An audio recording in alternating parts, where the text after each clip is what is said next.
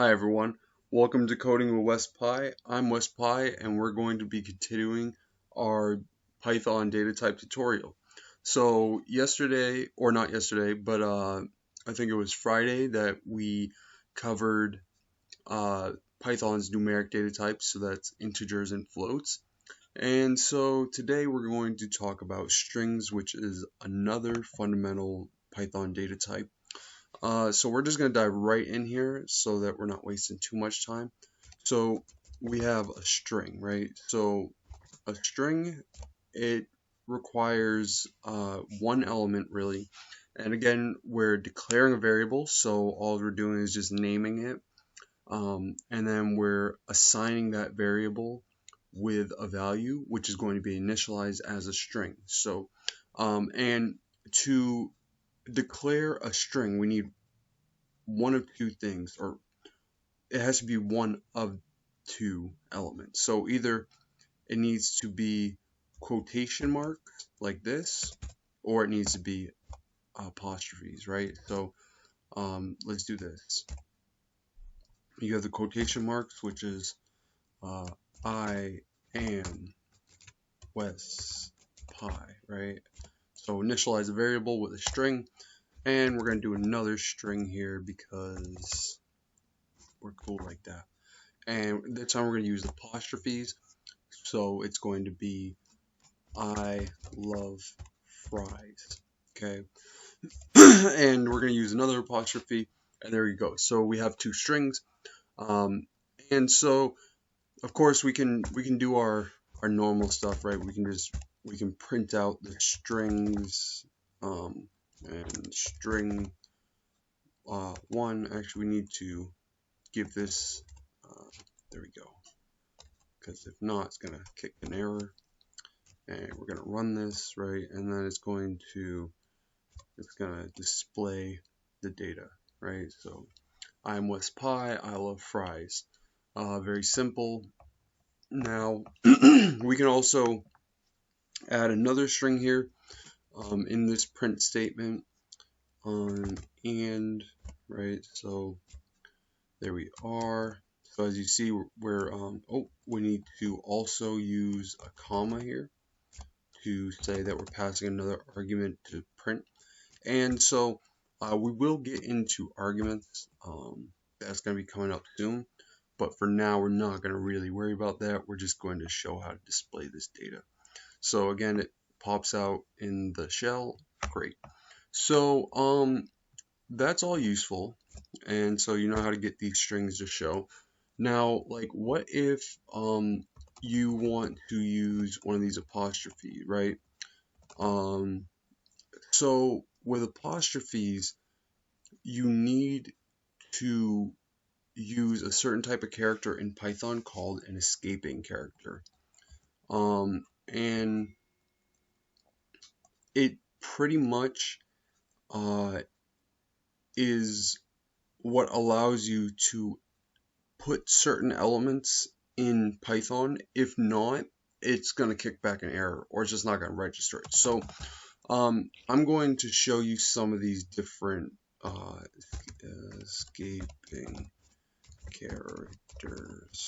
Okay, so oh, and we can't use spaces in our variables, so like that, right? So what we're gonna do is we're gonna put a we're gonna use this. We're gonna just do this. Okay, so you can see how in the code here we're using the word theirs, right? So but it's causing an error. Like this s is now white, like we're declaring a variable in the middle of a string, and that's not allowed. That's going to cause an error. Like, check it out. So right here, invalid syntax. Oh no, we broke our code. What now? So and this is where we need to use an escaping character. So, and that's a backslash. So here we are. Now let's do this.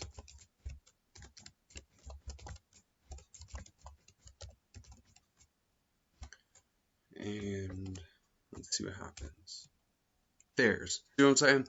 So that's why it's really important, right?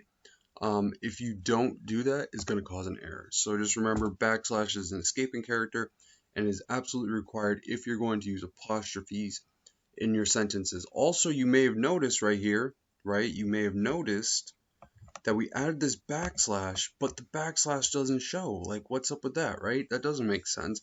Well, if, again, the backslash is escaping, then we need to add another backslash.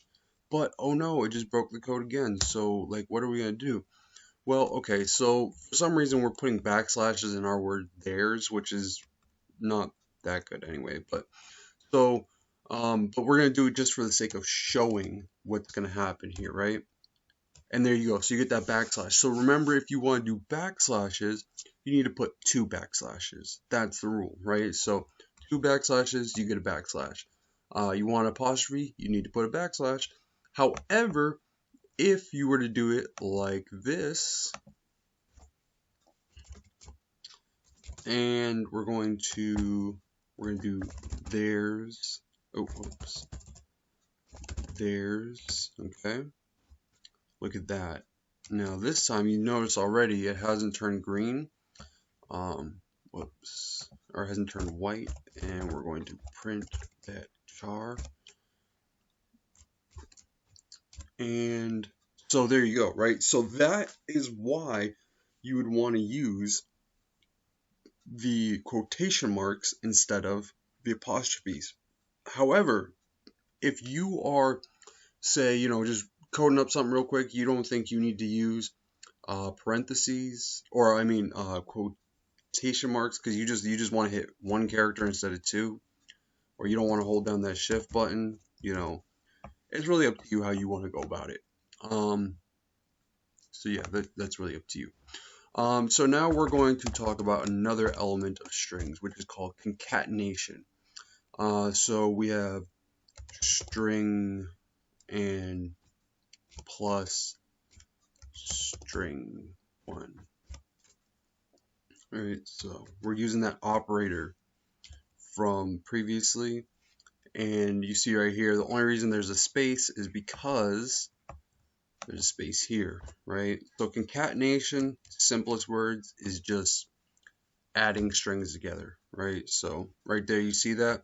We're adding the strings together, okay? So if you ever have a string that you need to put with another string, you can use concatenation. That is an option. So let's see. Also, we can actually multiply strings that you may not have seen coming. So you can do this, right? So you can multiply a string, and look at that. Now we have 2 I am WESPYs, right? So that's great. And that's useful, right? So if you need to do the same string twice back to back, why even write it twice? You could just multiply it, add that space, problem solved. You have the same word twice. So it's very simple there. And then after that, we have also, let's do this. Let's do char 2. And let's say that we have a this. Oh, let's use our quotation marks. This is a sentence, and I want to tell you about Python. Okay, so right there, like you want to tell me about Python. So let's put our other quotation mark there at the end. Actually delimit it, and that's what it's called properly, is delimiting a string. So if you're using the quotation marks or apostrophes, you're delimiting a string. So now, if you wanted to, say, separate this, for some reason you want to do that, right? It'd be kind of weird, but if you want to do that, you can, and you use a special type of character, and it's called a new line. Oh, we need to actually print that, huh? That would help. I think it would. Print char 2. Okay. So there we are. See how that right there moved it down, right? So, and just for a little bit of history's sake, if you were doing like C or something like that, you have to use new lines. Like you have to tell the interpreter or the compiler that you need a new line. Like it's absolutely mandatory. However, with Python, it is not mandatory. Okay, so that's just one of those things that is convenient if you need to use it. However, it is not a required element at all. Also, so along this same line here, we have multiline. This is a multi-line string, and gotta make sure we're always using the same delimiters, and it is really awesome. So right there, and what is this? Oh, we haven't even named our string, right? That's hilarious. So it wouldn't do a whole lot for us. Actually though, you would be able to use this in code and it would not break anything, but since we actually want to be able to get some output here and not just a string, we're going to print char3, okay, and let's see what we get. Okay, so there you go, you get the multi-line string, right? And so this can keep on going, you know. You could just add do do do do do do do do do do do do do do, right? And no matter what, it's still going to give you the exact format that you did. So very convenient, very convenient when you're trying to do like essentially like a proper uh, sentence structure, like or a paragraph or something, right? Like you could do it like that. Or if you have some documentation that's going for a while, then you know this is really good for that. Now, there's also something I want to cover here, which I find to be very important, which is how to format strings. So, say before we had we had the two. Let's do this, right? Let's go back up here. We're going to remove this concatenation. We're going to pass a new argument to print, and we're going to run that, right? So, and actually we're going to move this whole thing, Control C, and we're going to drop this down here, okay? And actually here's a nice thing we can do as well. We're going to pass a new line right here just to say that we're going to keep it separate. It'll make it a little prettier, a little more easy to tell what's going on. So there we go. It separates it. I'm WESPY and I love fries. Okay. So now there's another option here, and what we're going to do is we're going to print, and we're going to use f strings, which is a way to format string literals. We're not going to really go into that right now. However, it's just, let's leave it there. So what we're going to use is, again, we're going to delimit the string, and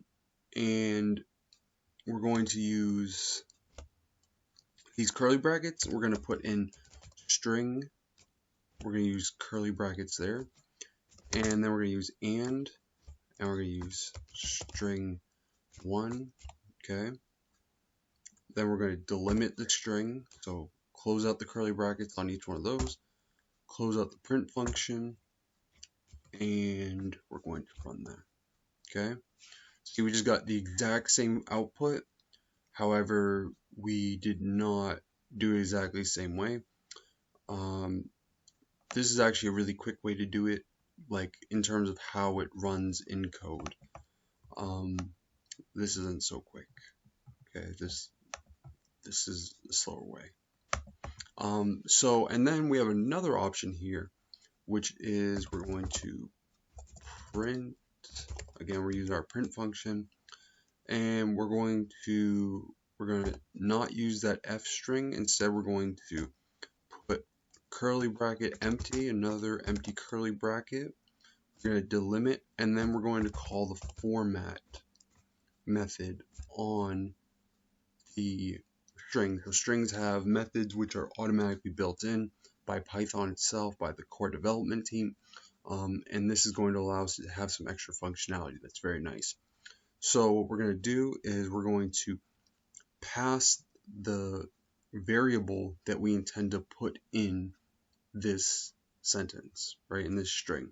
So we're going to use let's see, we have char, and we have what else do we have? We have char 3, right? We're going to use char 3. Okay, so give us a little different thing here.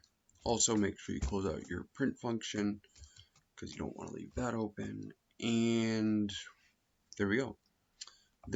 And this is a multiline string, and it is really awesome. It's a lot of ands and there's, doesn't make a lot of sense, but you can see what I mean. We combine the strings, but for the simplicity's sake, and similarity, we're going to actually do the same string that we had previously, just so you can see that it is the exact same output right here. Okay, there we go. So 3 ways to print out the same string. You have options, right? And people love options, so these are your options for getting these strings handled. There may be, there's one other element that I want to show you here I think will be useful.